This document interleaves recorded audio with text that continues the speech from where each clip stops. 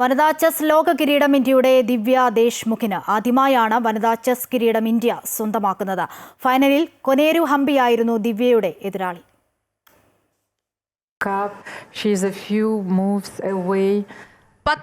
ാരിയുടെ പകിട്ടുള്ള നേട്ടം രാജ്യത്തിന് അഭിമാനം. ഫിഡെ വനിതാ ചെസ് ലോകകപ്പ് ദിവ്യ ദേശ്മുഖിന്. ടൈ ബ്രേക്കറിലെ രണ്ടാം മത്സരത്തിൽ ജയിച്ചാണ് ബുദ്ധിയുടെ മത്സരത്തിൽ ദിവ്യ രാജ്ഞിയായത്.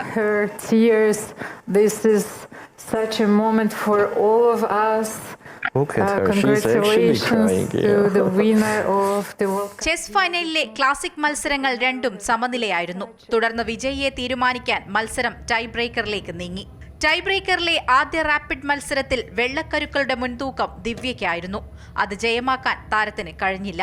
മത്സരം സമനിലയിൽ പിരിഞ്ഞു. 3 സമനിലകൾക്ക് ശേഷം ദിവ്യയും ഹംപിയും 1.5 പോയിന്റുകളുമായി ഒപ്പത്തിനൊപ്പം തുടർന്നു. റാപ്പിഡ് ചെസ്സിലെ രണ്ടാം മത്സരത്തിൽ കടുത്ത പോരാട്ടത്തിന്റെ സൂചന നൽകി കറ്റാലൻ ഓപ്പണിംഗ് ആണ് ഹംപി നടത്തിയത്. 40ാം നീക്കത്തിൽ അനുഭവ സമ്പത്തുള്ള ഹംപിക്ക് ചുവട് പിഴച്ചു.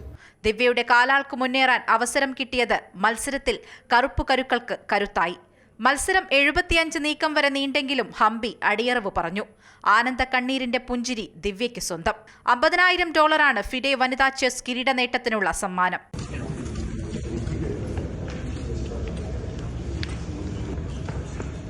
മഹാരാഷ്ട്രയിലെ നാഗ്പൂർ സ്വദേശിയാണ് ഗ്രാൻഡ് മാസ്റ്റർ ദിവ്യ ദേശ്മുഖ്.